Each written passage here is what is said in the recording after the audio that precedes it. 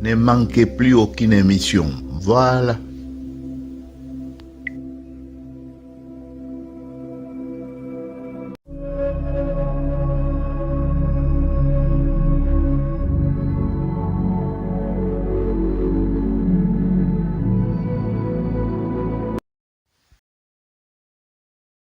On le présente comme le quartier le plus enclavé et le moins développé de la commune de Ngalema à cause de sa situation géographique.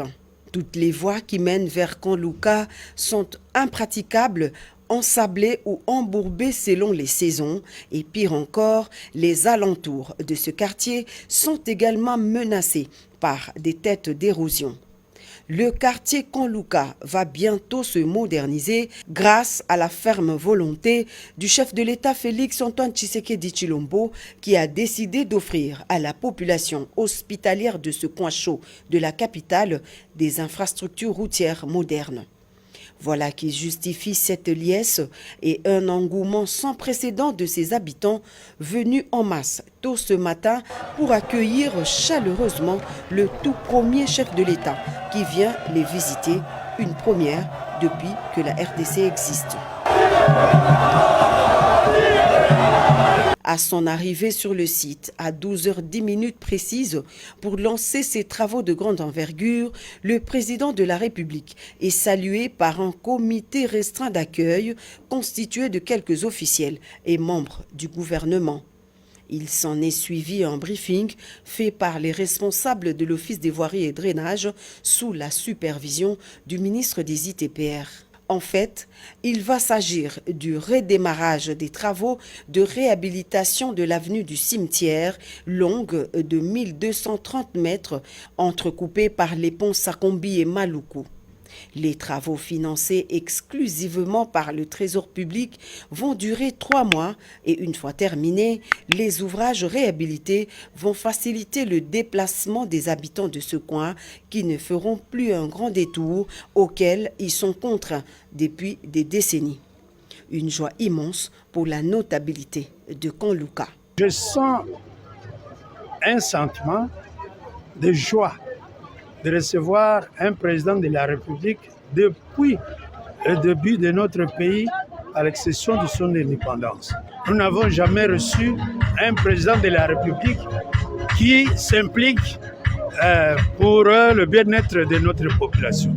Et pour en avoir le cœur net, le chef de l'État s'est personnellement rendu sur le site où sera jeté le pont Maluku, traversant la rivière Lubudi.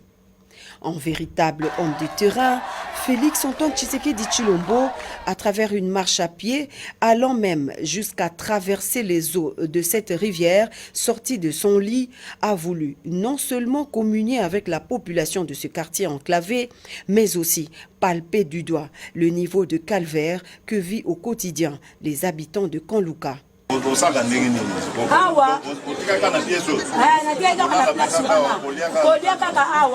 Une fois construit, l'ouvrage sera d'une portée sociale significative car il servira de trait d'union entre 3 communes d'une forte densité démographique, à savoir les communes de Selembao, Ngalema et Kintambo. La réhabilitation de ces ouvrages s'inscrit dans le cadre du projet de modernisation et développement des infrastructures routières à travers le pays, un vaste programme initié par le président de la République. Des Congolais, le chef de l'État, Félix-Antoine Tshisekedi Tshilombo, est venu personnellement lancer le travaux de réhabilitation des avenues Cimetière et Louis et de construction des ponts Kanlouka et Mabanga, appelés autrement Lubudi. Projet porté par le ministère des Infrastructures et Travaux Publics pour le désenclavement de ce coin de Kinshasa. Quels sont les travaux qui seront exécutés par l'entreprise Aran Sefou sous la supervision de l'OVD et du BTC? Alexis Guissaro explique. Ce projet vise d'abord la réhabilitation de l'avenue Cimetière. L'avenue Cimetière qui quitte le triangle Benseke. Nous allons complètement réhabiliter cette avenue Manifeste qui va prendre en charge 2 ponts. D'abord le pont Sakombi, qui est le premier pont, et ensuite le pont qui se trouve exactement à l'entrée du camp Luka. Mais l'important ici, c'est que ce pont permet justement qu'on puisse accéder à la commune de Selembao jusqu'à atteindre l'avenue 24 novembre. Et ensuite, de l'autre côté, nous avons aussi l'avenue Chrétien qui fait la connexion avec l'avenue, avec Kitambo, en passant en dessous du pont Lundabouloulou. Donc nous avons ainsi, au travers de ce projet, permis la connexion de 3 communes. À ce jour, plus rien ne pourra empêcher l'achèvement de ce projet financé par le Trésor public, rassure Alexis Guissaro Mouvouni. Il est là, il a déjà reçu la totalité de l'argent pour ce qui concerne la construction du pont, qui est l'ouvrage principal. C'est cet ouvrage à pont. Donc vraiment, nous sommes engagés dans ce projet et Bilembo et Romonana dans très peu de temps. Les riverains de Camp Luka se sont réjouis de ce programme de modernisation et de développement des infrastructures routières de leur contrée. Le ministre d'État des ITP, Alexis Guissaro Mouvouni, a remercié le chef de l'État pour sa présence qui démontre sa volonté de lutter contre les embouteillages à Kinshasa. C'est aux environs de 13 heures locales que 3 membres du gouvernement central ont foulé les sols de Bouendé ce dimanche 15 mai. Guy Luandomboyo de l'aménagement du territoire, Nicolas Kazadi des finances et Chérubin Okende des transports sont venus lancer les travaux de modernisation de l'aérogare de Bouendé. Et c'est le ministre de Transport qui a posé la première pierre de construction de cette aérogare moderne. Dans son mot, Chérubin Okende a souligné que c'est sur instruction du chef de l'État Félix-Antoine Tshisekedi que la piste de 1400 mètres sera améliorée. Il sera construit à cet endroit un aérogare, une caserne anti-incendie, une tour de contrôle et autres.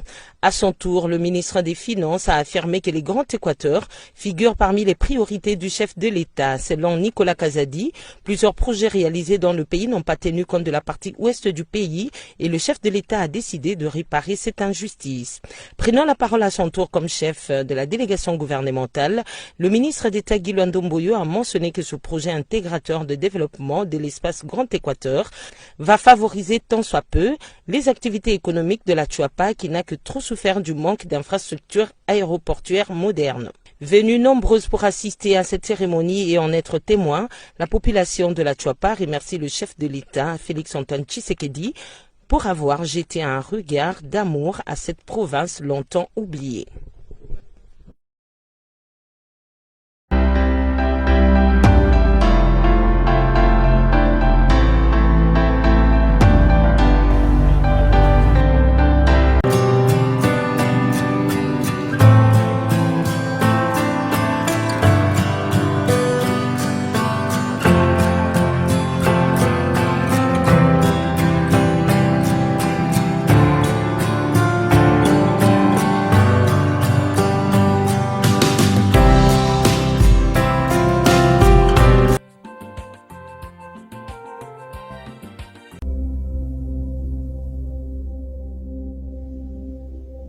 Ne manquez plus aucune émission.